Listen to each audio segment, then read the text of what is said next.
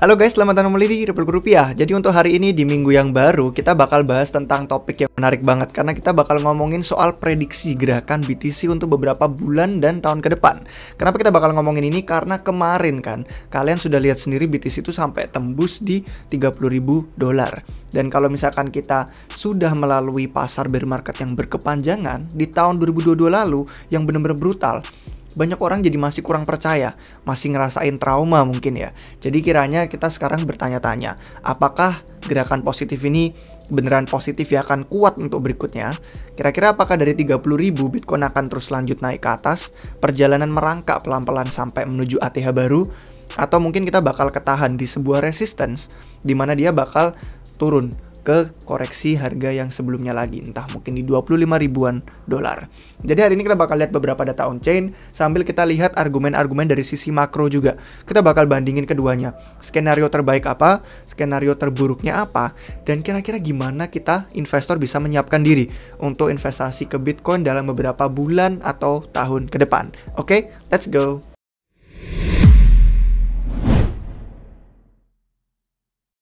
Baik guys, selamat datang kembali di Republik Rupiah. Untuk pertama aja sebelum kita lanjut ke topik, sebenarnya ya kalau misalkan kalian tertarik untuk sambil ngelihat datanya sendiri, sambil saya jelasin dan kasih beberapa contoh di sini, kalian bisa buka di Glassnode. Mungkin untuk yang belum pernah coba pakai, kalian bisa langsung klik link di deskripsi di bawah video ini karena itu udah kami kasih link referral yang kami punya untuk Glassnode untuk yang tertarik daftar akun. Tenang aja, ada beberapa data yang kami bagiin hari ini tuh yang gratis. Jadi kalian bahkan nggak perlu bayar sepeser apapun untuk nyoba lihat datanya. Tapi ada beberapa juga, misalkan beberapa episode akhir-akhir ini kan kami kasih di YouTube soal on-chain, itu ada yang soal kayak MVRV, siklus, gerakan pasar, apakah undervalued, apakah overvalued. Itu semua kadang kalau detailnya lebih terperinci untuk datanya itu berbayar.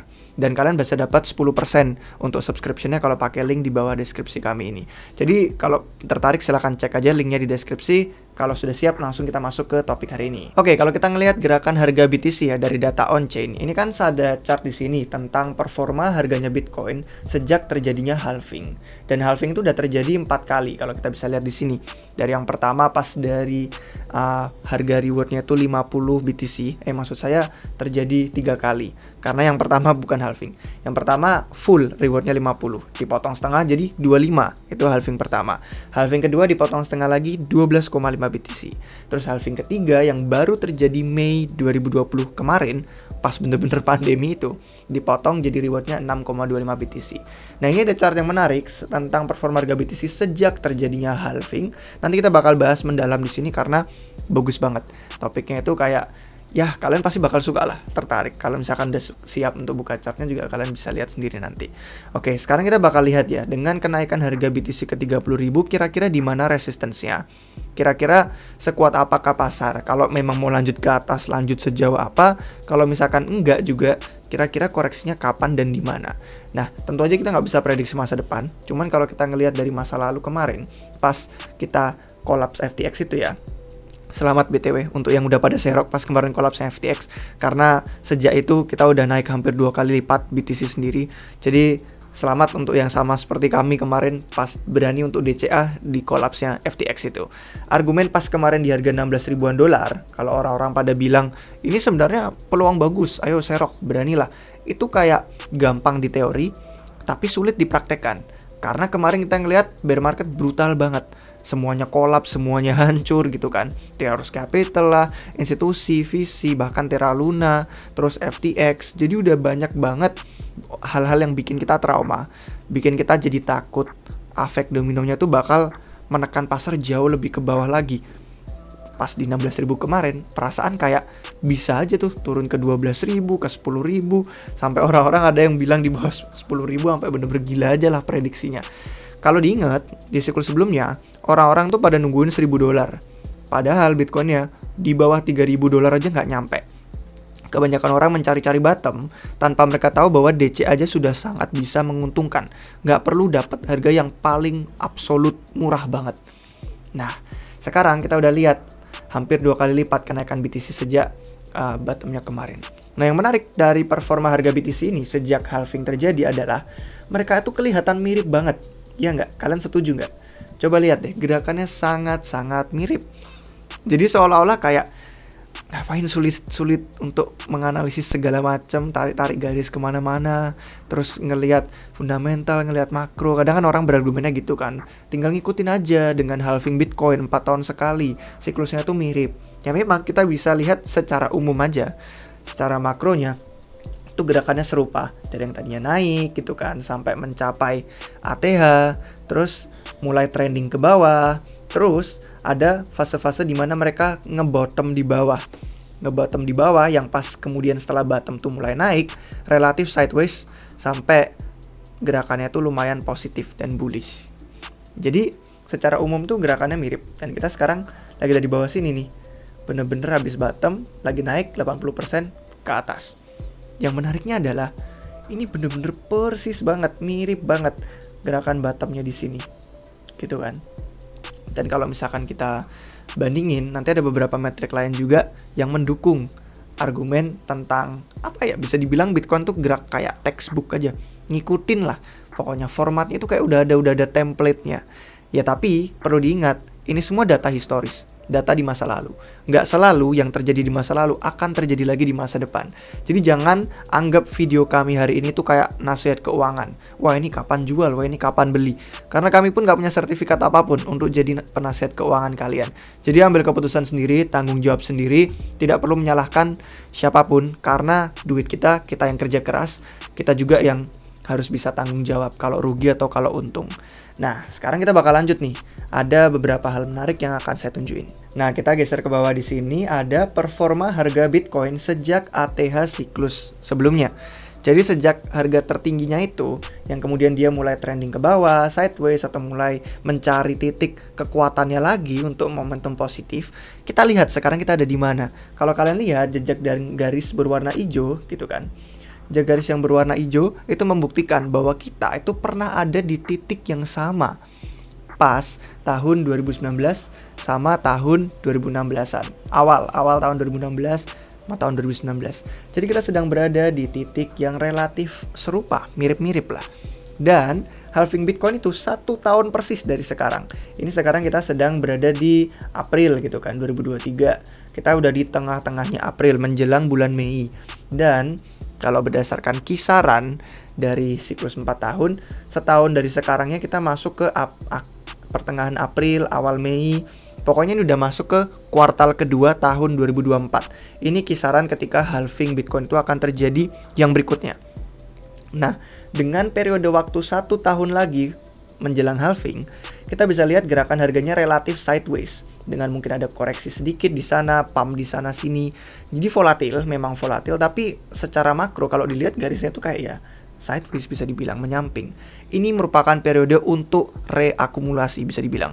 Kalau dari siklus sebelumnya kita lihat, itu tempat di mana orang-orang mulai mendapatkan keyakinannya lagi, perlahan-lahan mulai kayak oke, mungkin boleh nih udah masuk ke Bitcoin perlahan, cicil satu demi satu.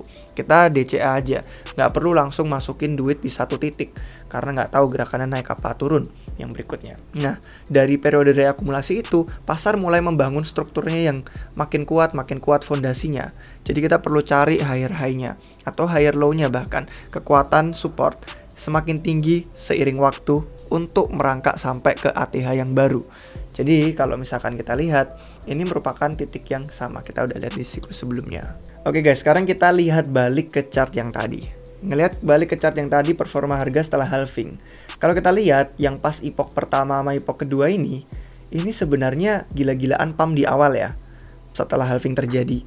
Dan itu adalah hal yang terjadi dengan siklus terbaru kita kemarin yang kita alamin. Beda sama tahun 2017 yang rada lama dia, agak merangkak di bawah dulu, ini yang warna biru ini, sampai sebelum akhirnya momentumnya bullish tapi durasinya agak lama, nunggu dulu. Kalau yang epoch pertama sama kedua itu udah langsung pumping di atas, lanjut pumping lagi. Yang 2017 kayak merangkak, baru pumping ke atas, terus baru pumping lagi. Nah, yang kemarin kita lalui di 2021 kemarin, itu kita sama. Memang gerakannya nggak segila pas pertama sama yang kedua. Tapi ini lebih gila daripada gerakan epoch yang ketiga, halving yang kedua maksud saya. Jadi dengan gerakan yang gila itu, dia kemudian malah tertekan. Lihat ya, yang masa lalu kita langsung naik kuat banget. Tapi yang ini setelah pumping gila-gilaan di awal, kita ketekan malah ke bawah tuh, lihat. Momentumnya tuh tertekan di sini. Coba deh sekarang kalian cermati aja nih chart. Yang tadinya kita kuat-kuat ke atas, ini agak tertekan. Jadi bahkan gerakan ATH-nya itu bener-bener nggak menjulang banget tinggi seperti yang terjadi di siklus sebelumnya. Tertekan sampai akhirnya ya udah ngikutin pola untuk masuk ke tahun yang brutal. Ini 2022. Hancurnya Three Arrows Capital, Terra Luna, hancurnya kolapsnya FTX sampai membentuk bottom yang mirip tadi yang saya bilang. Jadi dengan kemiripan di bottom dan sideways yang terjadi dan pumping di awal tahun ini sama seperti siklus sebelumnya, yang nggak mirip adalah di awalnya aja. Antara pumpingnya kuat 2 kali atau merangkak gitu kan. Kita nggak mengikuti itu yang bull kemarin. Kita itu cuma pumping di awal untuk kemudian tertekan harganya BTC. Jadi apa artinya? Jadi artinya kalau misalkan kita lihat untuk bottom siklus sekarang yang cenderung sama gitu kan. Ini udah kenaikan harga yang 30.000 itu memang kita deserve itu. Kita layak lah untuk mendapatkan itu. Karena pasar pun kerasa banget gitu kan, sentimen bearishnya, negatifnya. Tahun lalu inget deh kalau misalkan kalian sudah di pasar kripto, udah masuk, lihat konten-konten kami dan ngelihat timeline di kripto dan orang-orang yang membahas aset kripto, itu semua bener-bener sangat-sangat lesu gitu kan, lemah sekali, nggak ada kekuatan positif. Dan bahkan sampai kemarin kita terbang di 30.000 aja banyak yang nggak percaya. Lucunya sih trader Capo aja masih tetap membantah itu. Tetap argumennya ya ini bear trap gitu, bull trap. Jadi ya masing-masing pendapat orang berbeda. Coba kalian kasih komentar di bawah tentang menurut kalian gimana? Apakah 30.000 ini sangat layak untuk kita dapetin? Apakah kita deserve ini? Apakah kita bakal kuat untuk kedepannya lanjut atau enggak? Nah, kita bakal kasih data berikutnya lagi nih yang menarik. Ini ada performa harga yang bagus juga, menarik dari sejak bottomnya pasar. Cuman ya kita nggak bisa banyak komentar karena ini pakai asumsi aja kalau si FTX collapse kemarin merupakan bottom siklus kali ini. Tapi menarik juga untuk kalian lihat kalau misalkan tertarik untuk dibandingkan. Cuman yang pengen saya tunjukin sekarang adalah performa harga Bitcoin per kuartal, per bulan, sama per minggu. Berarti antara 3 bulan, 1 bulan, sama 1 minggu. Nah kalau kita lihat ya, ini semua menunjukkan gerakan harga yang relatif lebih stabil, tinggi bener gitu kan, tinggi kalau dibandingin, belum pernah terjadi sebelumnya kecuali pas tahun 2021 akhir, yang mana itu ATH memang pas momennya bener-bener bullish-bullishnya banget sampai ke ATH, itu kita nggak pernah melihat level setinggi ini performa harga Bitcoin yang sangat kuat. Dan menariknya adalah yang kemarin ATH pun tuh cuman satu naik langsung turun drastis, bener-bener cuman lonjakan singkat. Sedangkan yang sekarang itu relatif kuat, masih ketahan di atas untuk beberapa minggu. Nah, kalau kita lihat lagi, miripnya sama yang mana? Miripnya berarti sama kayak yang 2019. Kuat di awal gitu kan, bertahan sebelum akhirnya turun ke bawah. Beda sama yang ini lonjakan kecil cuman karena pandemi. Tapi kalau yang di sini akhir 2020 menjelang ATH juga sama kuat. Jadi, performa BTC yang sangat-sangat bagus sekali sejak tahun 2023 ini itu mirip sama 2019 sama akhir 2020. Jadi gitu, itu gerakan harga yang luar biasa. Sekali lagi selamat untuk yang udah pada ngambil posisi sejak FTX collapse kemarin. Nah, kalau misalkan kita lihat dari Twitter, kemarin saya pas lagi buka-buka scrolling gitu, lucu aja sih menemukan satu hal yang saya sendiri nggak sadarin sebelum si orang ini nge-tweet. Dia kalau misalkan udah tahu, salah satu OG trader Bitcoin juga, kalau ada beberapa dari kalian yang udah lama di pasar kripto pasti follow juga si Dijen Spartan ini, nunjukin bahwa setiap siklus itu cuman beralih sedikit lebih ke kanan aja untuk yang siklus berikutnya. Lihat nih, ATH yang pertama, ATH kedua, ATH ketiga, kayak sedikit ke kanan. Terus bottom yang pertama, kedua, sama yang ketiga mungkin kita kalau asumsi argumennya emang FTX collapse sudah bottom dan nggak bakal turun lebih rendah lagi, kayak gerakan harga halving gitu kan. Saya nggak sadar pas pertama ngelihat ini, tapi pas diperhatikan iya bener juga, ATH-nya gitu kan semakin bergeser ke kanan. Untuk bottomnya gitu kan semakin bergeser ke kanan juga satu persatu. Jadi polanya sama, serupa, cuman durasinya aja yang kadang relatif lebih cepet, kadang ada yang relatif lebih lama, semua tergantung sama pasar saat itu kan keadaannya. Cuman yang menarik aja sih, jangan dianggap ini financial advice, sama sekali nggak menjamin apapun bahwa yang terjadi kemarin bakal terjadi lagi di waktu berikutnya. Berarti sekarang kita bahas makro aja yuk. Karena kalau misalkan kita udah lihat data-data yang tadi, kesimpulannya itu ya sebenarnya saya ingat sih waktu kita bahas beberapa data on-chain gitu kan. Terus kita bilang harga BTC pas kemarin FTX collapse tuh enak di serok. Tapi kalau misalkan masih di bawah 25.000 pun, meskipun nggak serendah 15.000 pun, itu juga tetap oke gitu kan. Tetap bisa dibilang kayak deep value lah. Nilai yang cukup pas untuk diserok kalau pengen punya porto BTC jangka panjang. Nah sekarang meskipun udah naik ke 30.000 pun, tetap kerasa kayak nggak overvalued. Kenapa? Karena kerasanya kayak ini titik tengah. Bitcoin tuh berusaha mencari nilai wajarnya lagi. Satu BTC itu sebenarnya harganya berapa sih? Berusaha mencari titik konsolidasi itu. Dan dari performa yang kuat sejak awal tahun 2023, kita mungkin bakal makan waktu untuk merasakan volatilitas, adanya sideways, tapi semua dengan tujuan mencari titik konsolidasi. BTC itu sebenarnya nilainya berapa? Satu harganya itu berapa? Apakah itu 30.000, apakah itu 25.000, atau malah 35-40.000, atau lebih tinggi. Nah, itu nggak masalah. Kita bakal butuh waktu memang untuk mencapai ATH baru. Jalannya nggak bakal mulus kayak yang saya bilang di awal. Tapi volatilitas inilah yang udah terbiasa kita lakukan, kita alami maksudnya. Yang BTC mungkin aja naik lebih tinggi dari sini, tapi bisa juga turun. Dan yang jelas, pasar Bitcoin tuh udah lalui bear market yang panjang aja. Semakin kita naik tinggi, orang-orang bakal TP, bakal ambil untung. Dan mungkin supply-nya bakal jadi kebanyakan. Karena orang-orang akhirnya bakal masuk lagi. Yang tadinya masih meragukan bull run ini, akhirnya trader-trader masuk lagi, mulai leverage lagi. Metrik on-chain pun mengatakan sejauh ini rally harga Bitcoin itu didorong sama pasar spot, bukan pasar derivatif.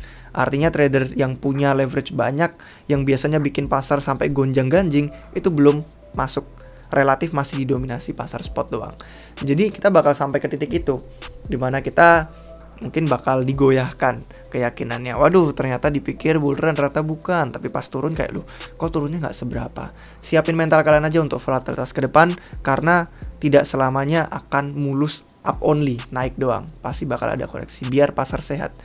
Oke, saya secara umumnya mandang sih BTC mungkin ada di kisaran 45.000 sampai 25.000, tapi ini pun cuman pendapat saya yang bukan siapa-siapa. Cuman amatiran kripto aja yang tertarik untuk melihat data.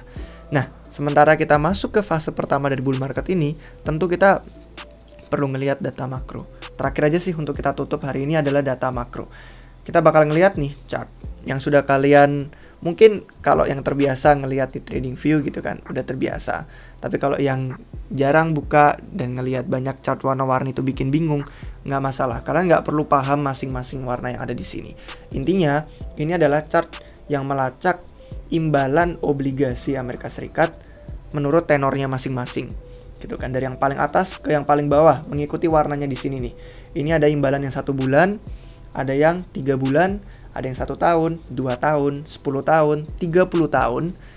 Terus semua obligasi ini dibandingin sama suku bunga Fed Amerika Serikat yang garis warna putih. Oke, gitu aja. Semua yang warna-warni ini imbalan obligasi AS. Sedangkan garis yang warna putih ini yang kaku-kaku kenaikannya ini adalah suku bunga Fed Amerika Serikat. Oke, kenapa kita bahas ini? Singkat aja, saya nggak bakal terlalu mendalami hubungannya antara Fed sama obligasi, karena udah banyak video kami sebelumnya membahas tentang ini dari sudut pandang makro. Tapi yang penting adalah Treasury AS itu selama suku bunganya naik, itu harga obligasinya turun. Sebagai akibatnya, ada banyak entitas di luar sana yang posisi kerugian mengambangnya itu, unrealized loss-nya, itu gede banget sampai miliaran dolar. Artinya apa? Fed itu sedang berada dalam masalah. Kita lihat masalahnya apa. Karena sebenarnya ya, mereka jelas nggak mau inflasi itu mengganas keadaan yang sekarang. Tapi mereka juga jadi ragu-ragu kan untuk nurunin suku bunga karena inflasinya harus diberantas. Dan yang kedua, kalau mereka mau tetap suku bunganya di titik yang keras, di saat bersamaan mereka nggak mau itu berurusan sama kejatuhan finansial di pasar utang. Harus di take care dong, gimana caranya? Jadi kayak dilema gitu kan. Saya ada meme-nya di sini. Nah, coba saya tunjukin biar lucu aja ngelihat nih si Jerome Powell gitu kan. Ketua Fed bingung menghadapi dilema antara inflasinya ganas atau keruntuhan finansial. Dan kebingungan dia itulah yang tercermin di chart hari ini. Obligasi AS sama suku bunga Fed. Kalian sadar sesuatu nggak dari chart ini? Coba saya kasih waktu beberapa detik aja. Kalau misalkan kalian sadar, pas akhir Februari 2022 ya. Kalau misalkan kita lihat di sini, kan 2022. Ini bulan Januari, ini bulan Februari. Nah, pas di akhir Februari ini, suku bunga Fed yang tadinya bener-bener 0, gitu kan, selama lama sekali waktunya bertahun-tahun, itu telat naik. Artinya apa? Semua obligasi ini sudah mulai naik, menandakan bahwa langkah Fed itu tertinggal di belakang. Langkah mereka tertinggal harusnya dengan kenaikan obligasi ini sudah mulai menandakan bahwa oh ini di sini udah waktunya nih. Ayo Jerome Powell, ayo Fed mulai naikin suku bunga. Udah ngasih sinyal awal pasar obligasi AS. Tapi Fed telat ngambil keputusan, langkahnya telat. Akhirnya mereka baru naik di sini. Terus satu hal menarik yang bisa kita lihat juga dengan kolapsnya SVB kemarin. Kalau belum nonton episodenya, Bank Silicon Valley hancur. Sejak kolapsnya SVB itu, kita juga lihat pasar obligasi mulai kasih sinyal lagi untuk bergerak ke arah sebaliknya. Nih, harga-harga obligasi nih, dimulai dari yang tenornya, ini dari mana aja nih? Dari yang sekitar 1 bulan sampai 30 tahunan ini, mulai turun. Suku bunganya masih di atas sini gitu kan, karena telat naik.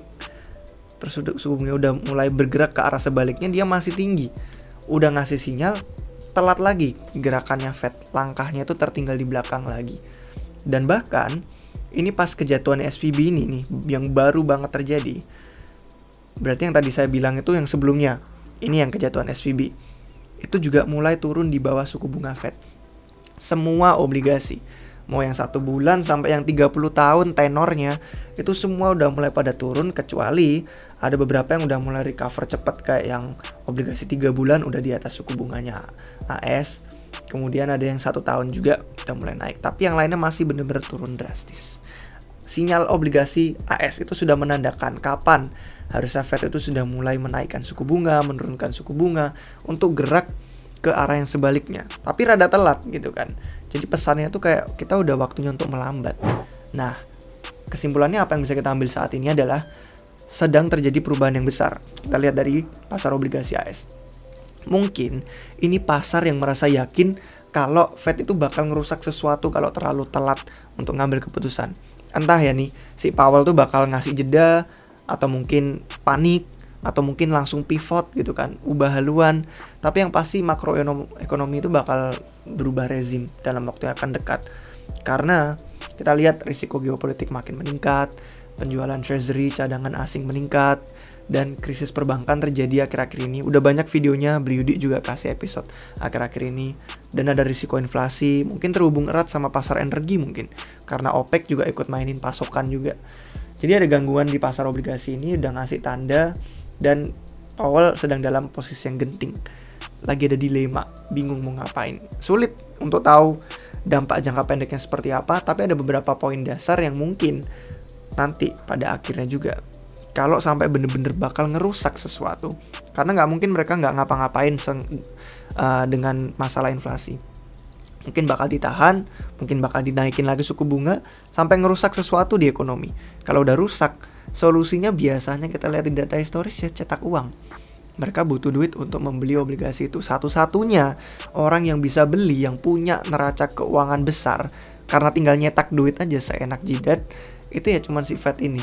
Jadi pada akhirnya nanti kalau mereka sudah mencetak uang, kita bakal bisa melihat dukungan likuiditas ke pasar aset berisiko, kayak Bitcoin sama aset kripto lainnya. Jadi mungkin ekspektasi saya, pasar itu akan mendahului realitas ini. Mungkin kita bisa ngeliat kenaikan harga yang unggul di luar pasar kripto. Mungkin ada komoditas, ada energi, saham berbasis energi, mungkin ada emas gitu kan. Pokoknya sumber daya yang terbatas yang nggak bisa dicetak seenaknya, melawan mata uang fiat yang tidak terbatas jumlahnya, infinity. Jadi mungkin ya ini semua hanya opini pribadi saya aja sih gitu kan. Kalau misalkan kalian masih bingung, kalian bisa ngelihat chart yang udah kami bagiin di Twitter. Ini tandanya nih, pasar obligasi saya sudah kasih sinyal, langkah Fed tertinggal di belakang. Terus obligasi kasih sinyal lagi, langkah Fednya tertinggal, udah mulai gerak ke arah sebaliknya, tapi dia rada telat nih. Suku bunga masih di atas, sedangkan obligasi udah mulai turun. Jadi makro tuh genting, kelihatannya akan ada volatilitas besar dalam beberapa bulan ke depan. Mungkin kita bisa lihat Bitcoin kuat dulu, terus pas resesi beneran terjadi menjelang akhir tahun ini bener-bener koreksi dalam, sebelum akhirnya mantul kuat untuk halving di awal tahun 2024 yang berikutnya. Jadi kisaran saya tadi yang saya sebutin tuh 45.000 BTC, bawahnya mungkin 25.000 BTC. Saya nggak ngerasa kita bakal sampai ATH segera dalam waktu cepat. Tapi saya juga nggak ngerasa bakal ada bear market yang kedua sampai bottomnya di bawah 15.000 tuh kayak magnetnya itu nggak kuat ke atas, magnetnya juga nggak kuat ke bawah. Jadi kayak ya udah di tengah-tengah aja lagi nyari nilai wajar untuk konsolidasi BTC. Kasih tahu pendapat kalian gimana di komentar di bawah. Mungkin ada beberapa yang saya kelewatan.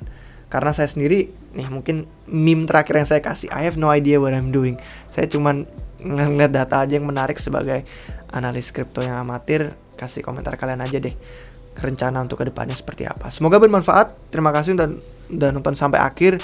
Data-data on-chain semua ini bisa kalian akses di Glassnode. Langsung cek link di deskripsi di bawah video ini. Terima kasih untuk semuanya yang sudah selalu mendukung Republik Rupiah. Jangan lupa kasih jempol, jangan lupa juga subscribe ke channel YouTube kita. Sampai jumpa kalian semua lagi di video berikutnya guys. Cheers.